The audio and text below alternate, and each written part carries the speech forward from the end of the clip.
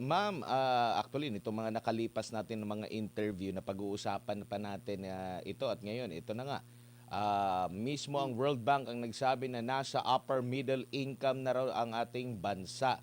Ano po ang masasabi niyo po rito? Ampaw yan. Alam mo ba ibig sabihin ng ampaw? Di ba yung labas parang malaki pero yung sa loob maliit?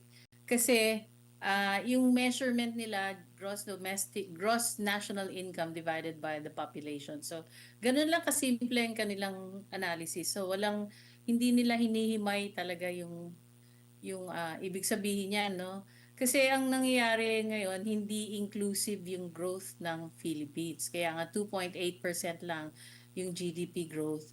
Kasi wala kang investments, wala kang infrastructure. So ibig sabihin niyan mataas ang unemployment mo, no? Kasi ano nga mga 4.2 ba 'yun percent. So mga 2.4 million ang walang trabaho tapos ang underemployed ay 15%, napakalaki. So mga 8 million 'yan, no? So ibig sabihin mas maraming naghihirap ngayon. So paano mo masasabi na talagang nasa upper middle income kung mas marami ang mababa ang sweldo? Okay. Kasi pag sinabing underemployed, hindi 8 hours ang trabaho mo, ibig sabihin lower than minimum wage ang kinikita mo. Yung level ng underemployment ngayon ay halos pandemic level na yan eh. Yung ganun. Ganun karami yung contractuals ngayon. So, parang, kaya sinasabi kong ampaw kasi mas sabihin nila upper middle income, yung gap between the rich and the poor, napakalawak na ngayon. Kasi nagkakaroon ng concentration of wealth dun sa mga mayayaman. Dahil nga, di ba, kasi nagkaroon ng malawakang korupsyon o katiwalian. So yung pera na dapat gagastusin para sa pagbibigay ng trabaho ng gobyerno, napunta lang sa mga kawatan. Kaya ganun, nagkaroon ng gap, lumalawak yung gap between the rich and the poor. Maraming naging bilyonaryo dahil dyan sa mga ghost projects. Tapos marami naman ang naghirap kasi nawalan ng trabaho. Yun yung kaya ko sinasabing ampaw. Opo, kumbaga pag narinig ba ito ni Juan de la Cruz, siya ba ay dapat matuwa or tawagin nating same as useless pa rin? Kasi kung tumataas man yung kita, napakataas din naman yung bilihin. Parang same pa rin. Hindi naman tumataas ang kita. Well, sabihin mo na tumaas ang minimum wage, no, from 695 to 780. Pero ang halaga ng piso ngayon is only 73 centavos kasi mataas ang inflation. So maski tumaas ang sweldo, yung nabibili mo worth 500 something lang, 'di ba? Kasi 73% lang nung 780 ba 'yon, yung minimum wage dito sa Metro Manila. Mas mababa pa sa mga probinsya. So, malalaman mo kung ano kasi marami pang hindi nakakaramdam nung ano eh nung sinasabi ng World Bank. Kaya sabi ko ampaw kasi kung kumakalampa yung sikmura mo, paano mo masasabing upper middle income ka na? So, yun, isa pa nung naglabas ang SWS ng ano survey nung March 2026, 52% of families, Filipino families are rating themselves as poor. Baga self-rated poverty yan eh. So, kino-consider nila ang sarili nila as being poor. Yun. So, ilang ilang milyong pamilya yan? 14.6 million families thereabouts, no? So, napakalaking ano niya. So, more than half ng ating mga pamilya, ang population ng mga pamilya ng Pilipinas, ay kino-consider nila ang sarili nila as being poor. Mahirap sila. So, paano mo masasabi na matutuwa ka dun sa sinabi ng World Bank? Maganda siya pakinggan, pero pag tinignan mo talaga pag hinimay mo talaga yung sitwasyon, hindi ganun yung hindi ganun yung nararamdaman ng mga ordinaryong Pilipino. Opo. Basahin ko lang yung parte ng binanggit sa speech or sa pahayag ni Marcos Jr. Sabi niya rito, after nearly 4 decades as a lower middle income country since 1987, this milestone affirms that the economic policies we have pursued over the past 4 years have been effective. Para bang sa tingin nyo ba parang kiniklaim niya na dahil sa kanya dahil kaya nangyari ito? Budol yun kay maniwala kasi yung economic growth nga natin, 2.8% na lang ng first quarter. December last year, it was 3%. How can he claim that his economy is doing better when the economy is slowing further, no? So, from 4.4%, from 4% in the previous years, 2.8% na lang ngayon. Dapat nga kung maunlad ang economy, kung maunlad ang kanyang polisiya, dapat ngayon 6% ang growth natin. Oo Diba? nga po. Kasi mababa yung base last year eh. Opo. Wala kang foreign investments, wala kang masyadong foreign direct investments, wala kang masyadong, even, marami nagsasarang mga stores dito. So, pag nagsara sila, ibig sabihin, dadagdag yun sa unemployment. Opo. Kaya brutal yung sinasabi niya, huwag kayong maniniwala dun, hindi yun totoo. Opo. So, kung ang ekonomiya natin, halimbawa, dito sa kasalukuyan, 2.8 yung pinaka-last natin po, no? Tapos yung ating inflation, nasa almost 7. Ito po ba ay senyales na naghihingalo or pangit ang ating ekonomiya? Actually, ang tawag dyan, stagflation, kasi mababa yung economic growth mo, tapos mataas ang inflation, kaya stagflation, kasi parang stagnant yung economy, no? So, baka lumala pa yan ng second quarter kasi nagkaroon nga ng oil crisis starting late March. So, naramdaman yan talaga ngayong second quarter, yung effect ng inflation. So, malamang, pati yung unemployment, tataas lalo. Ganyan. So, ewan ko nga kung saan niya kinukuha yung lakas ng loob niya para sabihin na ganyan. Kasi napakabaligtad dun sa katotohanan yung mga kiniklaim ng ating presidente ngayon. Pero nabanggit din kanina sa balita bago namin kayo nakapanayam na 2020 pa dapat, no? Panahon pa ni FPRRD, nakuha na dapat natin yung upper middle income kung hindi lang nagkaroon yata ng pandemya bilang kabahagi ng dating administrasyon. Kayo po ba naniniwala dito na baka mas mataas pa nga yung ating antas na sa kasalukuyan kung naipagpatuloy pa, Ma'am Cora? Actually, hindi naman sa akin importante yung ranking ng World Bank kasi tingnan mo sabi nila upper middle income, ang threshold nila ay 4,636. So ngayon ang ating GNI per capita is 4,850. Pag times 61 mo yan, so lumalabas less than 300,000 pesos per annum yan. So yung threshold nila napakababa, parang lang daily wage lang yan eh. Of course, that's per capita. So if you're family of 4, times 4 mo yun, so mga 1.2 million.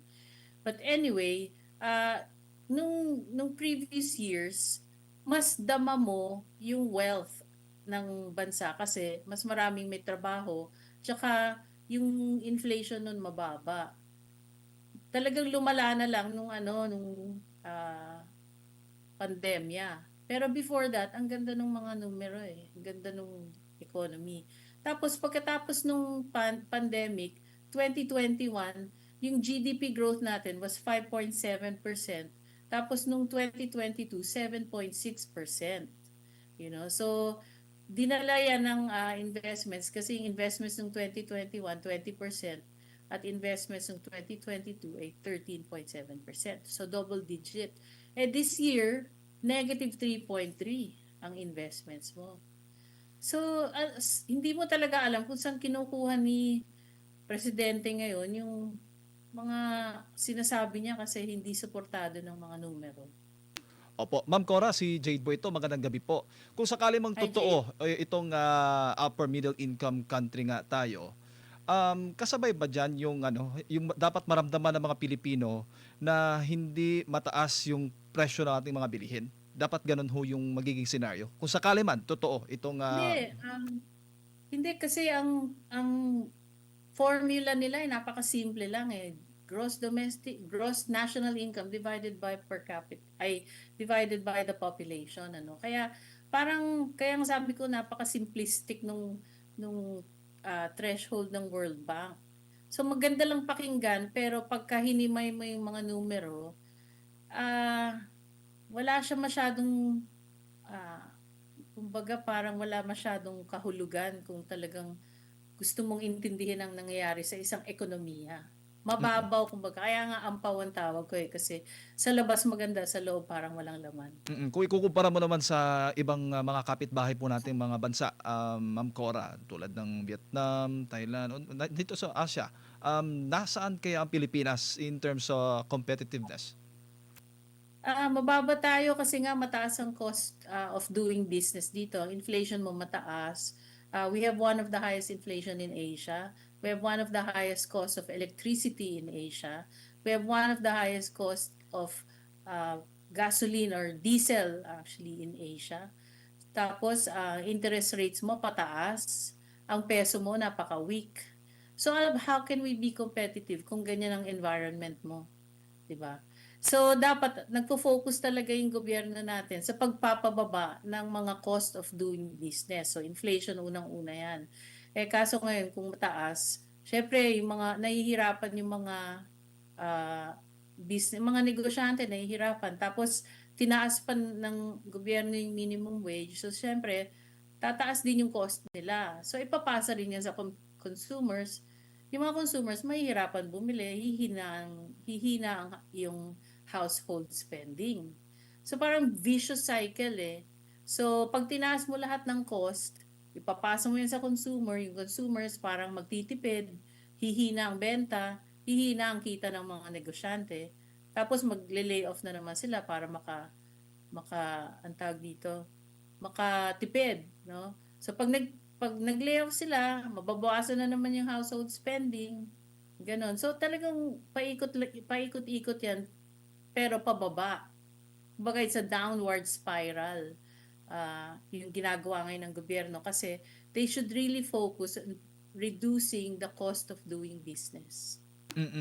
Linawin ko lang, so dapat ang tututukan o magiging priority ng government mababang inflation. Tapos Oo, dapat 'yan ang yung unang-una. oo, tapos susunod na yung mga kita, tataas yung kita ng mga workers. At the same time, dadamihan yung trabaho. Parang gano'n, dadagdagan yung Yung trabaho. pag binaba mo kasi yung inflation, ibig sabihin pinapababa mo yung pag-angat ng presyo ng bilihin. Kasi mahirap din naman na wala kang pag-angat ng konti kasi syempre hindi yung basis ng growth ng mga negosyante. Pero 1 or 2% inflation is very manageable. Pero ngayon, 6.8%, umabot pa ng 7.2% in the previous month.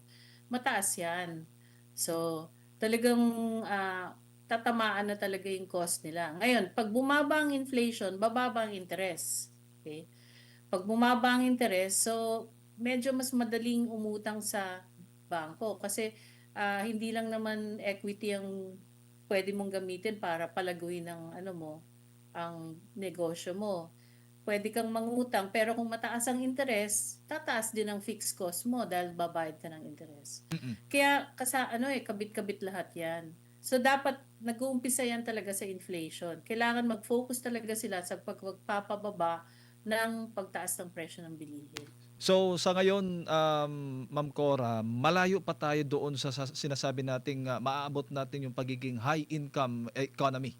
Hindi Malayo pa. malayo pa. Hindi natin pinag-uusapan kung malapit na, kundi malayong malayo na tayo so far. Oo, malayo pa. Hindi pa. Actually, yun nga sa akin parang walang kahulugan sa akin masyado itong ranking ng World Bank kasi kumbaga kailangan himayin mo eh. Himayin mo. So, panglabas lang yan, kumbaga salita lang yan, pero ano ba talagang kahulugan yan? Sa akin parang wala masyado. Opo. Sa pagkakalam niyo po, ma'am, magkano na po ang halaga ng piso ngayon? 73 nga nung last Point inflation. 73? 73 centavos 73 centavos. Naku. compared to 1 peso in 2018. Kasi nag-rebase sila noong 2018. So 2018 yung piso is piso. Ngayon 73 centavos na lang. So yung 1,000 mga 730. 730. So may punta ka sa supermarket, may dala kang 1,000, ang mabibili mo worth 730 lang talaga. Yung ganun. Opo. So So bago may na 1 million ka na income, 1 million for 1 year, ang talagang value nun, 730,000 lang.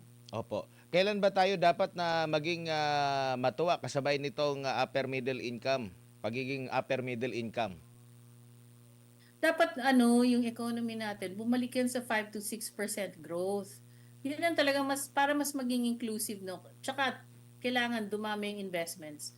Kasi ngayon negative nga eh. So pag negative, ibig sabihin may nagsasara na yan. Nagsasara na yung yung ibang negosyo dito. 'Di ba marami na ng mga stores, kunwari Shakey's, 'di ba nag-announce sila. Meron pang iba akong pinost na nagsara na ganyan. Tapos libo-libo yung mga nawalan ng trabaho.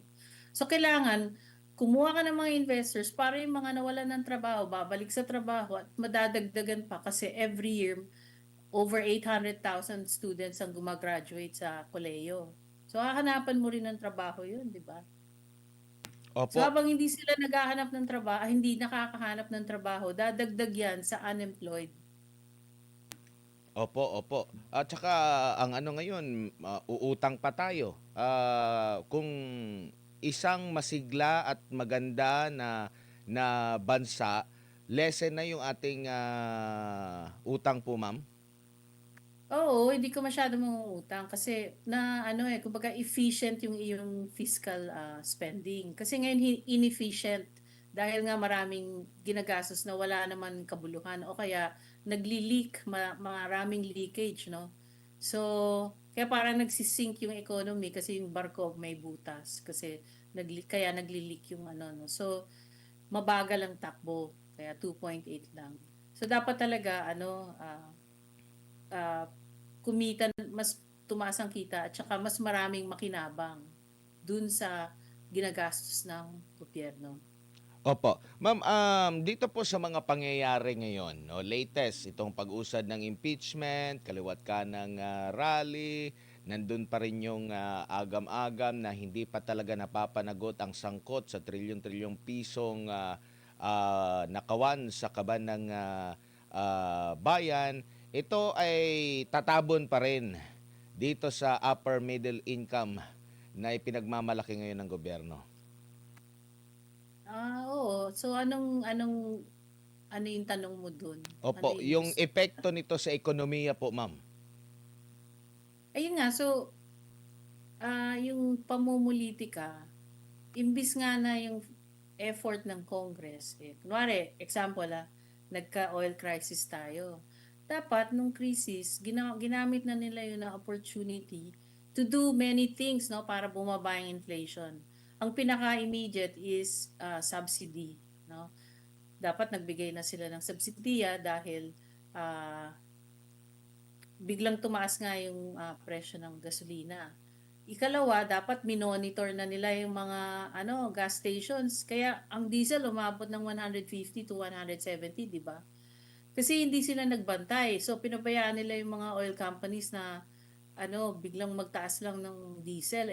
Syempre, yung mga jeepney, mga tricycle, mga motorsiklo, yan ang gamit. No? Hindi na motorsiklo, pero yung mga bus at truck na ginagamit pang delivery, gumagamit ng diesel.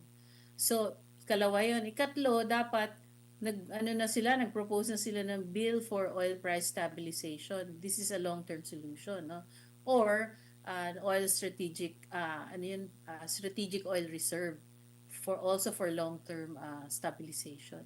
Pero wala kang narinig na effort na ginawa ng Kongreso para maibsan ang inflation at saka mahanapan ng long-term solution yung oil crisis.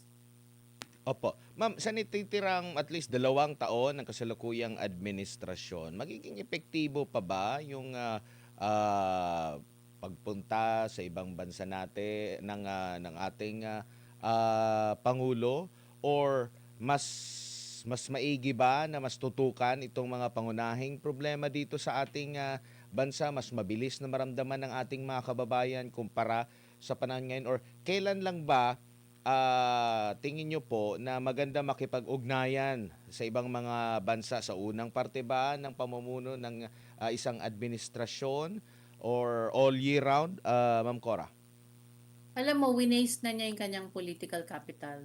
Di ba, nag-umpisa siya, mataas naman ang kanyang rating kasi marami na ang bumoto sa kanya. Kaya lang, pabagsak ng pabagsak. Ngayon, negative na yung kanyang net performance rating. So, yung mga bansang gusto makipag negosyo dito, babantayan nila yung mga ganun eh. So, bakit negative ang performance rating? Ibig sabihin, mahina yung mga polisiya ng Pangulo ngayon. Hindi effective ang kanyang leadership. Kalawa, utang siya ng utang. So, yung credit rating natin, negative na lahat, no? Sa Moody's, Fitch, at saka S&P. Lahat yan, negative ang outlook nila, at saka binagalan nila yung kanilang economic forecast. Maski ang World Bank at IMF, binaba na nila yung kanilang economic forecast. So, ano yung pagmamalaki ni Presidente, maski pumunta siya ngayon sa Canada, pumunta siya sa Tokyo, maaaring sabihin nila, magpe-pledge kami ng ganito, pero hihintayin nila na mawala siya. Kasi, hindi, walang tiwala eh. Unang-una, ang daming corruption, pero walang napapanagot, di ba? Walang accountability.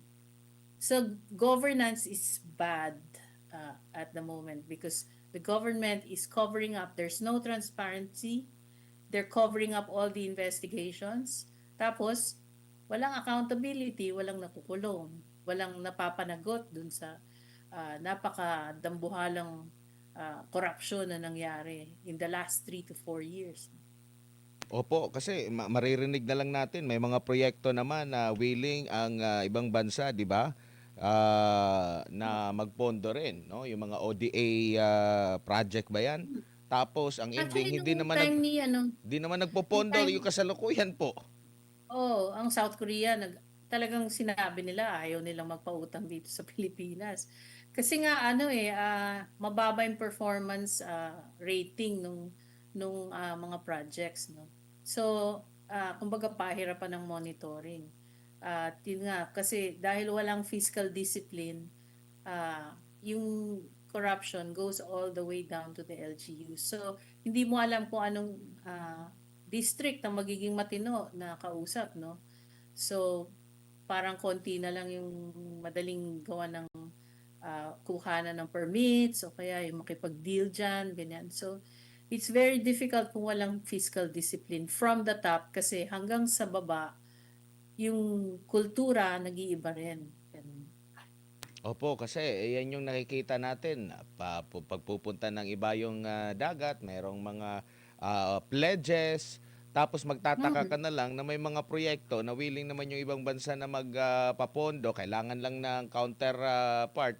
Maririnig mo na lang sa tawag nito sa usapan dyan sa Korte Suprema during sa mga oral arguments na hindi na pinopondohan.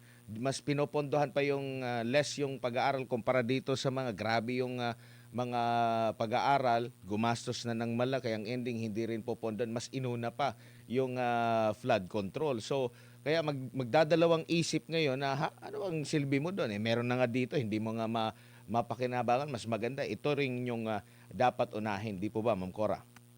At saka Admar, alam mo, yung ibang bansa kasi maunlad. So, bakit sila magtsatsaga dito sa Pilipinas? Unang-una, mataas ang cost mo. Kalawa, ang hirap makipag-deal sa gobyerno ngayon kasi hindi mo alam kung magkanong padulas ang ibibigay mo, di ba? So, dagdag pa yun sa cost of doing business yung corruption, eh.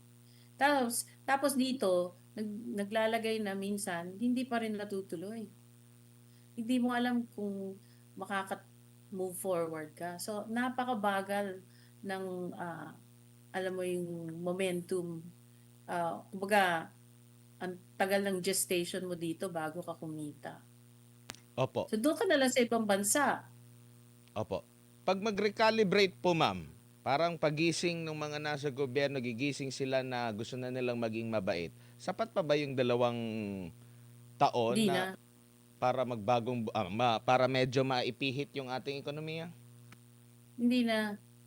Ang mangyayari niyan, ayuda na lang sila ng ayuda kasi for you to come up with a meaningful economic program, you need at least 3 to 4 years, no? Kasi yung infrastructure projects na dapat ginastusan nila in the past, hindi naman matatapos yan ng 2 years, di ba?